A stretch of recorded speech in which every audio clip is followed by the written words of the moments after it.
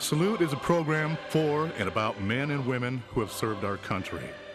Our program includes news about the laws that affect veterans, information on benefits and services, and news from veterans organizations.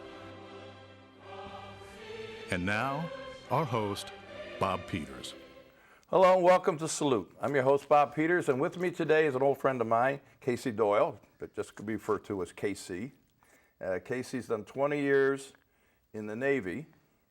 And where are you from originally, KC? Came out of New Jersey to join, but I was raised on Long Island. And folks bought a farm in Jersey, and that's another reason why I'm in the Navy. Not too much fun sitting there plugging tomatoes and peppers in the ground. So you weren't made out to be a farm boy, huh? No. Yeah. But also, too, raised in high school in World War II, you expected to go in. Yeah. That's what everybody did. So you went in 46, you said, right? No, 45. 45. Yeah, the Japanese surrendered, and nuked them in August, I think, and they surrendered in September. I turned 17 in October. So I went on my 17th birthday. Well, once you got in the Navy, they all surrendered. They were afraid of you, huh? Well, they knew I was coming. Yeah. So, my brother had been in, and he said it. He did the thing on Okinawa with him, on the destroyer thing. He was Navy also then? No, he's a fire controlman. He's another screaming seaman that worked pointing the guns. Mm-hmm. So where did you, what made you go in the Navy anyway? Just because you felt like, you should, you said that, excuse me, you said that you wanted to get off the farm. But not just that. I mean, it's just expected. When you're through the high school, that's what happened. Yeah. So where did you go for basic? Listed in Philly, which was the closest. Then they sent me to Williamsburg, Virginia, which is called Camp Perry. So it's right near James River, near William and Mary College. I know that. They took us one day out of boot camp and loaded us in these cattle cars, what you call them, just a semi with some seats and hang straps, and went out the gate. Where the hell are we going? I have no idea. Hop up, everybody up. And there we are sitting in the stands watching the Navy play William and Mary. Oh, that wasn't bad. No. Yeah. First collegiate ball game I saw. About the last one too. Yeah. So then you got deployed the first time. Where'd you get deployed to? What ship were you on? Do you remember? Well, come on the boots in the spring of '46, and there's a little shuffle on who was going where. Because some of us with a little better aptitude got invited to a Naval Academy prep school. Got picked for that, but then the war was over. Okay, all the shooting was done. So they cut that program down, sent me off to electronics. When I got to electronics school, they dropped half the class every week. Boom, boom, boom. And pretty soon there was nobody left. Really? Yeah. So I don't know, they shut down. The war was winding down, and later on I found out this was terrible times. Not so much in 46, but 47, and maybe even in 48, before the Korean stuff started. All the reserves that served on the war, the officers and everything were all gone. And the old guys, the ring knockers for the academy, were trying to run the Navy the way it was pre-war, which was pretty Dragorian, I'd say. Yeah, wasn't the best of times. Yeah. Then the Korean War started, and he went back to the Dungaree Navy. Because I got on, I left the school, went to Pensacola, and the fire department. In fact, the first thing I ever drove was a big C-grade fire truck. Oh, yeah? Didn't let me have a pickup later on, and then the civilians took that over. So we went to the crash crew. I stayed there maybe about 6 months. And then they got called up and got sent to a cruiser, heavy cruiser, Rochester, number 124, out of Philly. And that was pretty good. It's a real showboat. Kept there. They got so many guys on there. I had to fight to get a place to wash the bulkheads in the morning. Really? Yeah, oh yeah, it's a full wartime complement. But the war had been over already a year or two. And we took several reserve cruises. Reservists did their 2-week cruise on the ship. Took them out of Philly to Bermuda, Halifax. And yeah, it's a good time. But then, during the spring of '48, we went over to the Mediterranean, and we were ComNav Med then, which is now 6th Fleet. At that time, it wasn't 6th Fleet, Med. And had Admiral Forrest Sherman on board, 3-star. Okay, yeah. He was in charge of the whole Mediterranean fleet. So we was a showboat, clean, spick and span. I remember one time I was side boy. Now I didn't get to stand there on the side, but I had the King of Greece come aboard, 21 gun salute, all that stuff. Oh, really? Yeah, so we were really the showboat. Yeah. And it'd been over the side there, painting the damn thing with blues on instead of dungarees. And up there washing the stack The blues. in whites. Whites? Yeah, dungarees, you could call it a working party. Hey, you can put your dungarees on. No, I don't want to get them dirty. I'll wear my blues. I mean, that was silly. See, that was post-war Navy trying to get back to pre-war status. Yeah. I mentioned that before, but after that, I finished my cruise on that ship because I went in for a 3-year cruise and decided better things to do than ride that ship. So. Now, when you say it's a 3-year cruise, I mean, you were assigned to that ship. How long was the I was longest on time? that ship? About 15 months. It's the longest time you've been out to sea? Last 15 months of my 3-year enlistment. Okay, so a cruise is a term of enlistment. It's called a cruise. Also, a voyage to the Med and back. That's a cruise. Okay. Same word. Yeah, I was similar just meaning. wondering, what's the longest period you were on a ship? Oh, well, later on, I got a Bayfield. I was on that almost 4 years. And the only reason I got off that to go to electronics school. So you must have gone to a lot of different ports of harbor, huh? Yeah, well, that first trip to the Med, that was a joy. I was young, screaming seaman, 18, 19. We went, Naples, Genoa, I forget, all the places we met on the Riviera, of course. Yeah. Nice, France. And the ship sort of had a home port attachment, I think Villafranche, where some of the staff actually lived ashore. The admiral's staff, not the ship's company, of course. And we made, Greece. It went into Trieste. Okay, and Trieste at that time was an open city. I don't know who it belonged to. It didn't belong to Yugoslavia, which still existed then in Italy. But being we went to Trieste, I got credit for occupation, European occupation, which gave me the right to go to the VFW. Same as being in World War II. But like I said, I didn't get shot at all that time. It's just fun and games. Yeah. Not on the ship, on the shore. So that's, Yeah. as expected of a young fella sowing oats. Yeah, so then you went to, you also Korea. Tell us a little bit about. The ship came back to Philly, and we went to Boston. And I went over and talked to the Air Force recruiter, because I always liked airplanes. But he's going to start me off at E-nothing again, and give me bad time. So I told him he could take his Air Force and go wash his own airplanes.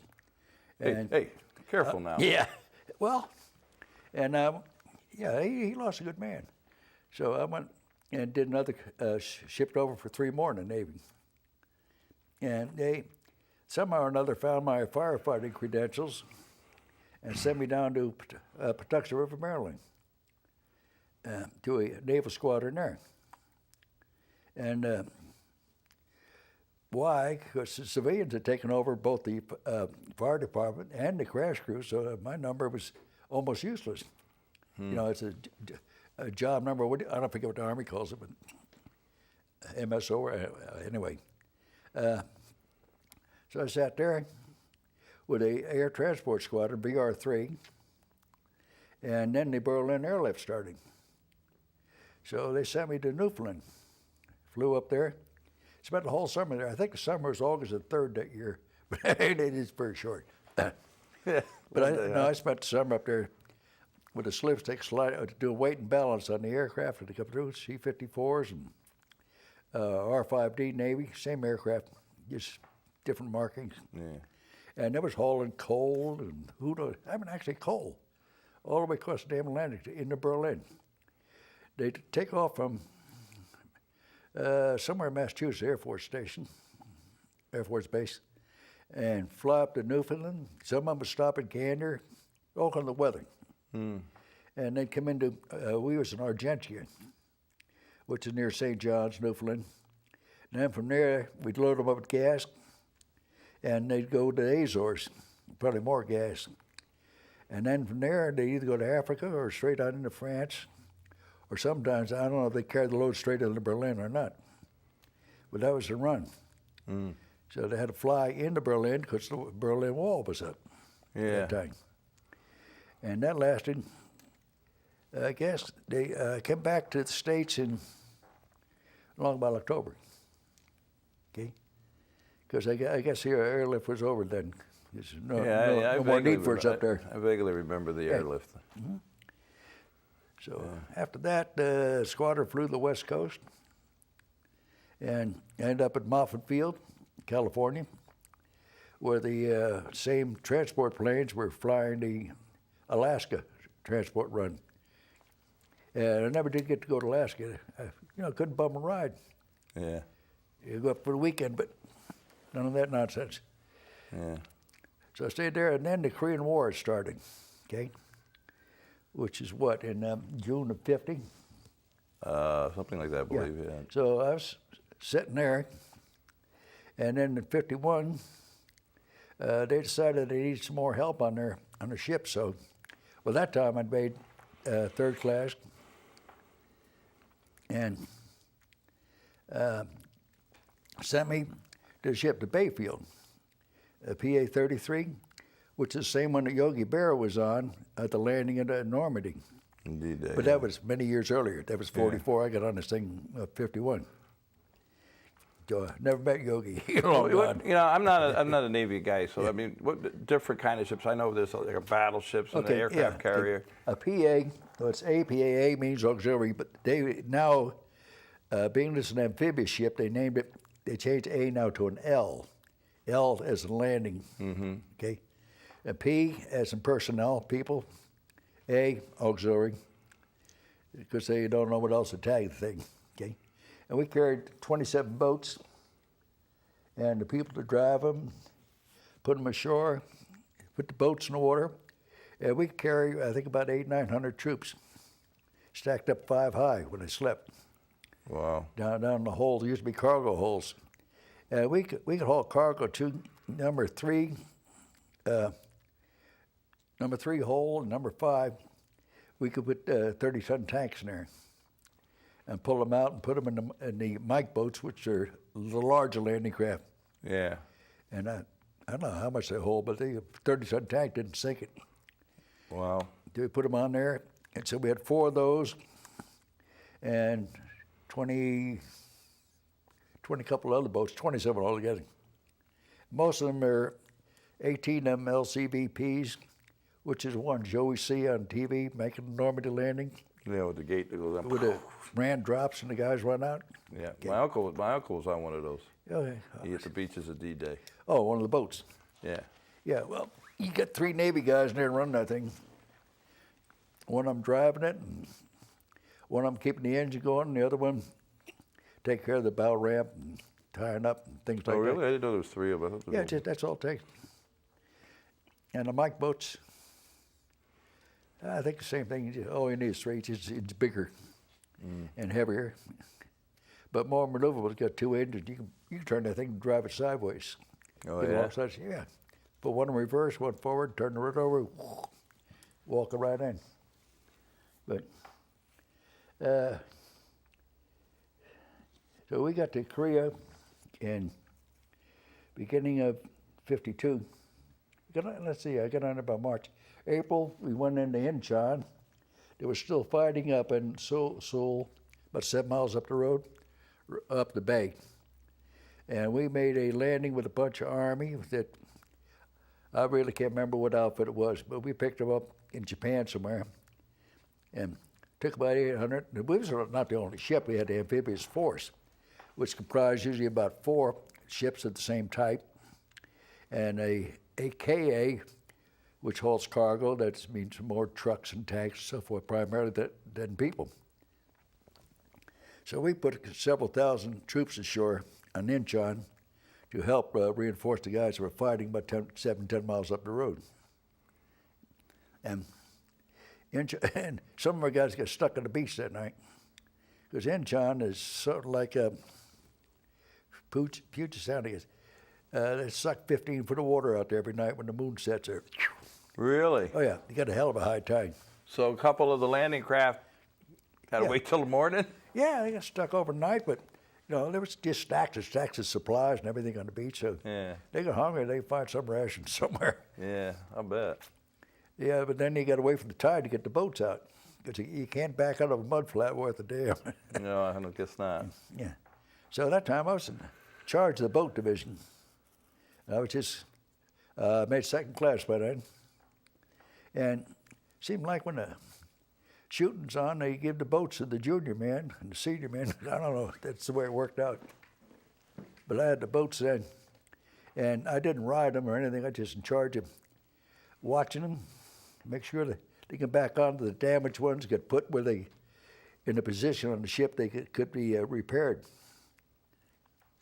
And so we did that, and then we backed off and spent the rest of our time just cruising around back and forth, waiting for something to happen, I guess.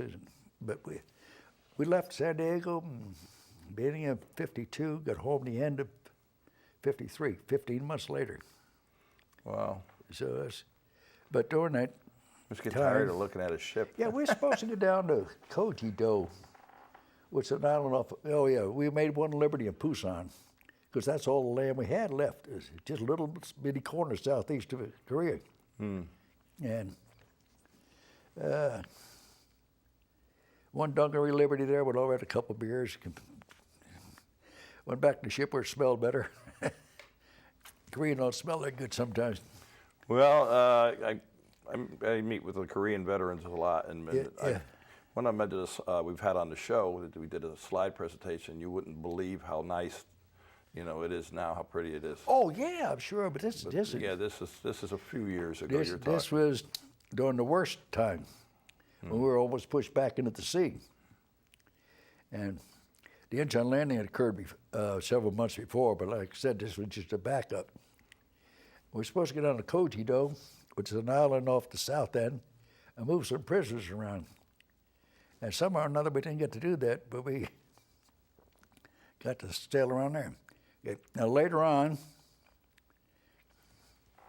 we moved up to Otoro, which is a seaport on the west end of Hokkaido, the most northern island in Japan. And we hung around there for months, and we trained some troops. I think it was the 1st Cav or 7th Cav. And we took them and made practice landings on Mururan side, which is south corner of Korea, but the Atlantic side, not the Sea of Japan side. And funny thing too, we had some boats that we picked up. They went into storage after World War II, and they're LCVPs, regular aircraft vehicle personnel, and these have been stored out in Mojave or someplace out in the desert. And then I put a lot of aircraft out there too, just high and dry, and there they sit. Yeah, that's where the in Pima Air Museum. Yeah. That's where, See, later on, I was out there in the desert as a civilian working to see lots of airplanes still left. But anyway, we got probably about 4 of those boats to replace some that we had that were older. And no reflection on Mr. Higgins, he built some good boats. But we took these things on and made practice landing at Mururan, and 3 of them, when they hit the beach, the sides fell off. The side fell off? The sides got armor plating. It wasn't designed that way, right? No, they weren't designed that way. I mean, they designed for the ramp to drop, and the troops run up. But they hit the beach and dropped the ramp, which is probably holding the thing together. And the sides was got about a 1/4 inch armor plating, and I'm able to stop a bullet, but nothing else. And the sides fell off. It turned out that wood was completely dry rotted. It's sitting out in the desert for that long. Oh, Not yeah? rotted, it was just dry, and all the moisture removed, just sucked out. And you do that, it just crumbs. Yeah. So we snatched the engines out and drug them back with the mike boats. Drug them back on the water and at least salvaged the engines. But the boats, they found out that storage don't work. I guess not. No, now they cocoon the stuff. Wrap it up in plastic or whatever. Yeah. But they sure dried out. That's the funny part. But anyway, later on, the troops were stationed in Sapporo. I forget the name of the army camp up that place. In the 1st Cav or 7th Cav. So towards along about October, we loaded them on board from Otoro, went to sea. Everyone pretty well knew we was going someplace. And the gist of things, what happened is, in Korea, there was 100,000 North Korean troops. And there might have been some Chinese involved in this. Or maybe the Chinese stayed west. There were some Chinese involved. Yeah, okay. But it's about 100,000 troops. We had no idea where they were. Couldn't find them. So we headed over to the beach at Wonsan. And the Wisconsin, the whiskey, and the Jersey were throwing 16 shells overhead. You could see the 16s going in overhead. And just flattened that beach out. I mean, the town of Wonsan was no more by sundown. And next day, we loaded all the troops in the boats, headed for the beach, got a mile from the beach, turned around, and put them back on the other side of the ship. So we never did land. But we did draw all them troops out they couldn't find. They're headed for the beach to defend it. Oh, okay. So that was part of the plan, is to draw them out. Okay, yeah, and the Air sense. Force came in and cleaned their plow. Yeah. And so as soon as they found out where they were, just Air Force and there were handy personnel or whatever kind of weapons they used, but they did a number on them. They're called bombs, baby. Yeah, and we didn't have to land their troops because we were going to hit the beach anyway. And about the time the boats were going to get there, a lot of the beach blew up. So we didn't get that close. Probably turned around probably a mile out. But we did put real troops in them, and we didn't send empty boats in. And they come back up the other side smiling. They were didn't have to hit the beach. Yeah. But that was good. Then after that, in Korea, they were just getting around to a truce. So we hung around like 15 months and got home. And all the way back to San Diego. Then we found out we were going to a yard period for 3 months. Yay! Fixing the ship's tied up. Nothing to do but go ashore every day. Oh, okay. Yeah, it's good. But they're going to send us overseas for a yard period. But you know what? Well, yard period, that's when they're going to redo the boat or paint it up or whatever. Overhaul, paint, repair this. Like ours, they took out the galley. So you had to go all the way overseas with the ship to get that done? Yeah. Like our galley still had outsourcing then, huh? fuel oil stoves. They changed and made all electric, put more generators and stuff on the ship take care. But where the sentence was to Pearl. And somehow or another, they allowed the officers and crew to bring their wives on board over to Hawaii for 3 months. Wow. That wasn't bad duty, huh? Kind of a little bit of reward. Oh yeah, we load the cars too. And I remember somebody had a big stake of Lincoln. I don't know who it was belonged to, but that got in the bottom of number 3 hole, the big one. And I guess they couldn't move it aside anymore because it was, at the very bottom center. And somebody put a crate of taters right on top of that car. Wow. Mashed potatoes, yeah. Yeah. But it was nice, and the wives got Navy housing over there, and 3 months in Pearl before we got back out of there. And at the same time, there was a ship there with my name on it, Doyle, okay? Oh, yeah? It was a DDM. It's a destroyer escort converted to mine layer. Or mine sweeper. No, it had to be mine layer. Okay? And that is at the same time they were shooting the Kane Mutiny. Was being shot on that ship. Oh, yeah? Yeah. And at that time, too, Kane Mutiny had Captain, Quaig? I don't know. Yeah. Well, I mean, it's, Humphrey Bogart played it, but it's Captain Quaig. Okay. And at the same time, we got a new captain on our ship on the Bayfield, Philip D. Quirk. So it was both PDQs. And it turned out Captain Quirk had been quite a submarine captain too, World War II. I didn't know that until years and years later. Quirk or Kirk? Quirk, Q-U-I-R-K. I don't know. I don't know who that is. Well, he was skipper on one of the submarines that sunk a lot of Japanese tonnage. Oh, yeah? And the previous captain had been Roy Batson, another good, notorious or famous, whatever you want to call him, submariner too.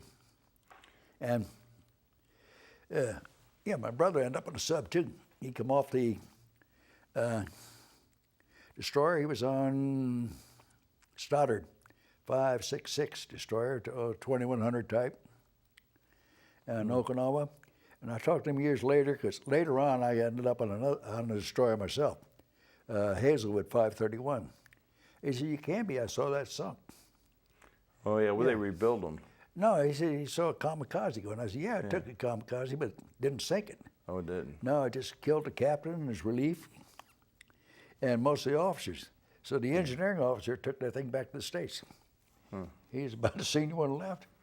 You know, And KC, the ship was not left to fight, with all the mast and bridge gone, your communications are shot. Yeah. So the ship You is, know, it's kind of hard to put 20 years of the military into 30-minute show, because we're starting to run out of time. oh, But gee. you went over later on. You went over towards Vietnam too, right? Oh, yeah. Well, when I was still on Bayfield, we went back for our second trip to Westpac. And the Korean stuff was at a truce, like it truce, still is, Yeah. 50 years later. Yep. Still haven't resolved the darn thing. No. And North Koreans are just as stubborn as they were then, maybe more so now, because they had 50 years to brainwash them all. But at that time, the French had get booted out of Vietnam, and it split up north and south. Okay, so we took the whole amphibious force, our ship, and about 3 or 4 others similar to it, and went down. And the people voted with their feet, which means anyone that wanted to ride south, we'd give it to them. Anyone to ride north, we'd give it to them too. So we go in Sunday or Wednesday, I forget which, and pick them up at Haiphong, the seaport harbor for Hanoi, and we load up about 2,000 people. Wow. We were supposed to have we carry 800 troops. About 2,000 people, we had them on all the troop bunks, had them on the deck everywhere, All over the place. and took them down to Saigon, up the river. 60 miles up the river with the big ocean going ship, but we did, okay? Yeah. And we'd have one night in Saigon, which was absolutely beautiful in '54. They called it the Paris of the Orient then. It was clean, the streets were swept, and just a nice, beautiful, clean city. It's before our troops got in and messed it up, I guess. Well, I hate to do this to you, but we're out of time. Ooh. And I Now I want. got 2 more ships. Yeah, I know. Well, I said you can't get it all in, and I understand you have a son that served in the military too, right? Yeah. Oh, yeah. Yeah, Tom, he did nuclear. He served on the Polish submarine. Well, USS Pulaski. What's it? Pulaski. Pulaski, yeah. I forget his first name. Pulaski, yeah. Yeah. But it was a boomer. Well, when you He did 6 years. Yeah. tell him I said thank you for your service. I thank you for your service. But Casey, I really got to go. Time is up. Man, I haven't told you sea stories yet. I know. Well, to all our active military and our veterans out there, we salute you for all you do. Till next time. And thanks again, my friend.